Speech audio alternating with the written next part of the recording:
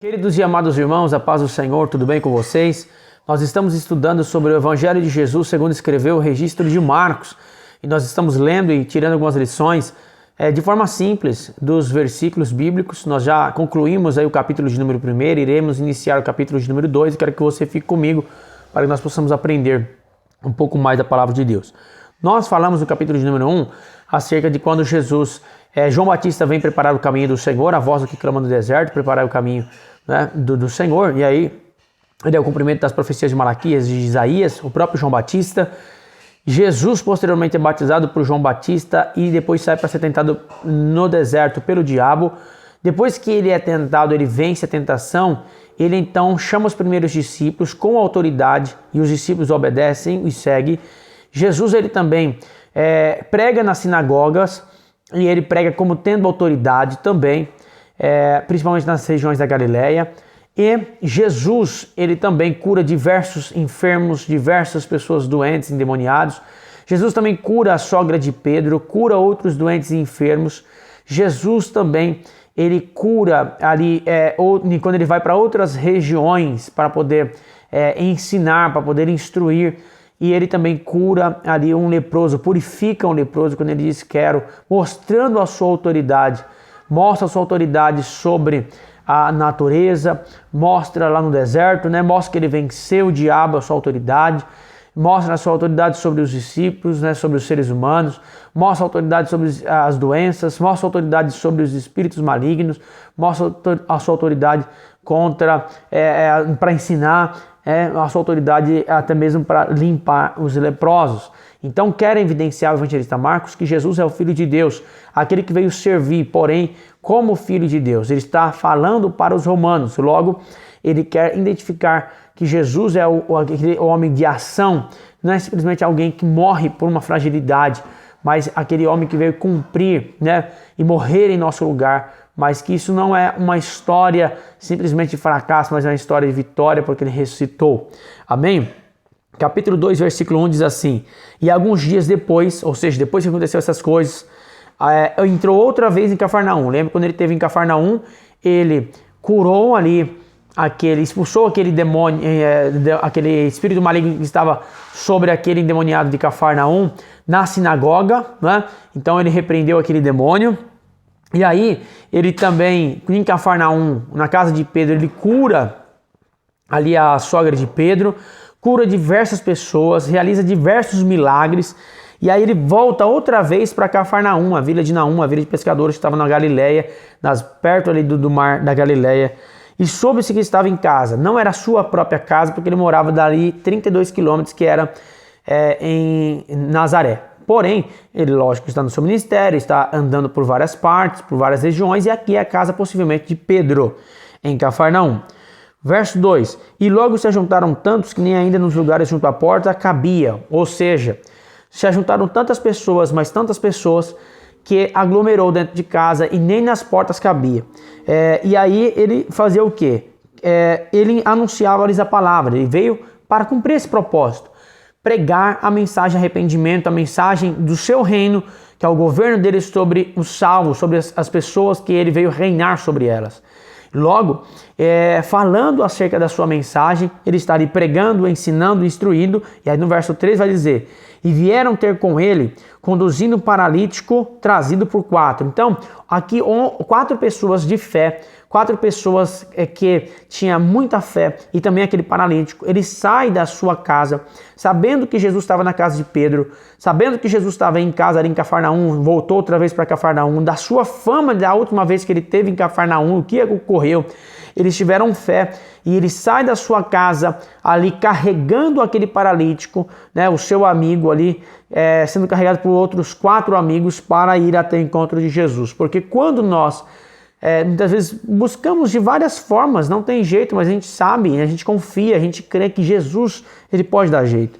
O versículo 4 vai dizer: e, não podendo aproximar-se dele, por causa da multidão, descobriram o telhado onde estava fazendo um buraco, baixaram o leito em que jazia o paralítico. Então, eles não podiam entrar pela porta, não poderiam entrar pela janela, estava tudo ocupado.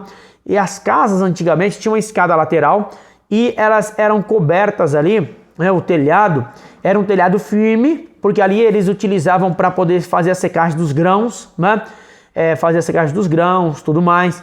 Então eles utilizavam aquela parte de cima assim do telhado ali daquelas casas antigas, logo, né, com ladrilho, tudo mais. Tinha algumas casas que com um tipo de vergas de madeira, né, e outro tipo de material. E então eles subiram ali pela lateral, subiram no telhado, chegaram ali no telhado, e então eles fizeram um buraco no lugar exato onde Jesus estava, e eles foram abaixando o leito em que jazia o paralítico. Observe que se eles poderiam olhar o lugar lotado, eles poderiam retornar, mas não.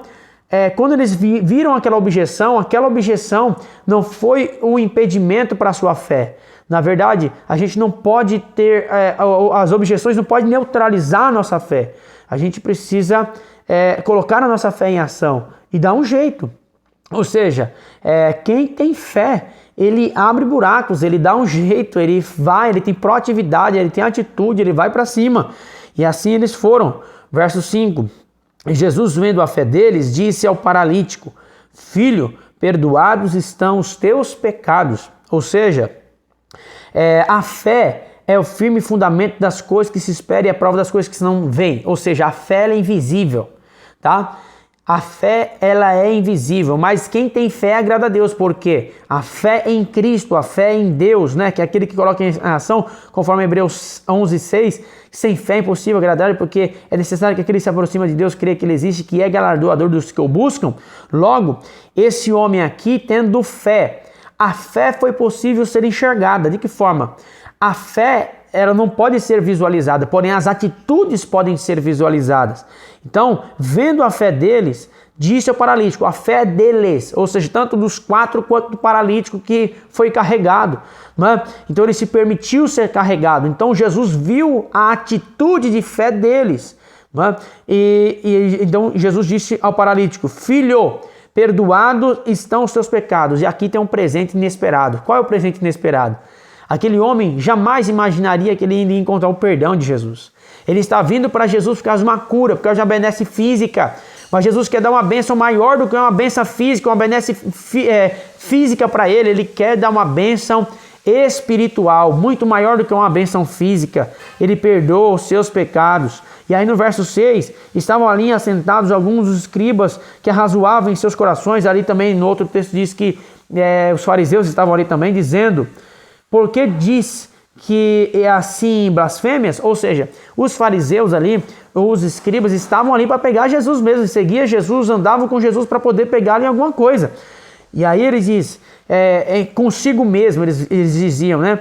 Eles estão proferindo blasfêmia, porque quem pode perdoar pecados senão Deus? Porque Jesus, ele perdoa pecados. Para um judeu isso é uma blasfêmia. Porque como um ser humano pode dizer para outro ser humano que o seu pecado está perdoado? Eu estou te perdoando. Quem pode perdoar pecado é Deus. Então, dentro desse conceito teológico judaico, eles estão corretos, tá? Mas eles não sabiam quem estava ali, que é o próprio Filho de Deus. E aí no versículo 8 vai dizer: E Jesus, conhecendo logo o seu espírito, que assim arrazoava, eles pensavam entre si, eles disse: Por que arrazoais sobre essas coisas em vossos corações? Por que vocês estão pensando mal de mim ou contra mim nos seus corações? Olha o verso de número 9. Qual é mais fácil dizer? Qual é mais fácil? Dizer ao paralítico: Estão perdoados os teus pecados? Ou dizer-lhe: Levanta-te e toma o teu leito e anda? Qual que é mais fácil? Dizer: Perdoados estão os teus pecados? Ou dizer: Toma o teu leito e anda? É mais fácil dizer: Perdoados estão os teus pecados.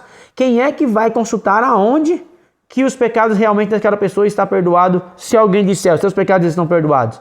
Ninguém pode consultar onde que vai saber se os pecados foram perdoados ou não. Mas uma coisa mais difícil é mandar um paralítico levantar e andar. É bem mais difícil, não é? Aí Jesus vai dizer assim, ora, para que saibais que o Filho do Homem tem na terra poder para perdoar pecados, disse ao paralítico. Ou seja, eu tenho poder de perdoar. Porque o que tem poder de perdoar também vai evidenciar o perdão, mostrando que ele tem poder de realizar milagres. Se Jesus tem poder de realizar milagres, ele tem o poder de realizar também aquela cura. Então, aquele perdão, né? Se ele tem poder de realizar um milagre, ele tem poder também de perdoar. E aí ele diz, né? Ora, para que saibais que o Filho do Homem tem na terra poder para perdoar pecados, disse ao paralítico. Quando ele fala Filho do Homem, ele refere-se à profecia de Ezequiel, quando ele viu aquele que assentou sobre as nuvens, né? E veio, o Filho do Homem veio, e ele tinha poder, né? E eles criam que aquele que estava sobre a nuvem, que veio de contra a Deus ali, naquela visão de Ezequiel, é um Filho do Homem, ou seja, é o Messias. E ele se identifica como Messias, né? O Filho do Homem, eu sou Filho do Homem, tenho poder na terra para perdoar pecados. Ou seja, ele diz que ele é Filho de Deus. O verso 11. E a ti te digo, levanta-te, toma o teu leito e vai para a tua casa. Na hora Jesus curou diante de todos aquele paralítico. E ele levantou e tomando logo o leito e saiu da presença de todos. De sorte que todos admiravam e glorificaram a Deus, dizendo, nunca tal vimos. É interessante notar aqui que ele levantou-se, tomou logo o leito.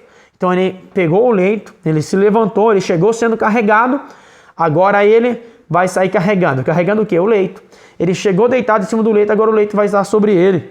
Ele chegou precisando de ajuda de alguém, mas ele agora não precisa mais de ajuda de alguém para poder se locomover, porque ele agora está curado. Ele chegou por um buraco e agora ele vai saindo pela porta. Não é?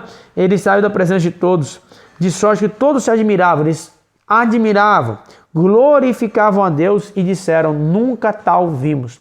Depois desse momento é que vai se evidenciar então a maior caçada a Jesus. E por causa dessa mesma acusação aqui de blasfêmia, de como se ele se fizesse Deus e por isso que ele deveria morrer, é que Jesus vai ser condenado à morte posteriormente. E aqui começa então publicamente a perseguição dos religiosos contra Jesus. Mas vale ressaltar algumas lições que nós podemos extrair para nós. O que Jesus mais quer fazer em nossas vidas não é simplesmente curar nossas doenças físicas, ou nos dar bens materiais ou coisas pelos quais nós podemos usufruir na terra.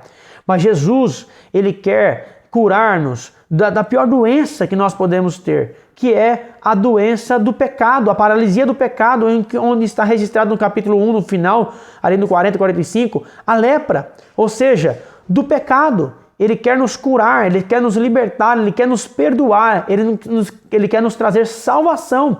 Ele quer nos dar esse presente inesperado, esse presente maravilhoso, que é pela graça, através da fé. Creia no Evangelho, creia em Jesus e seja perdoado para a glória do nome do Senhor. Deus abençoe a sua vida.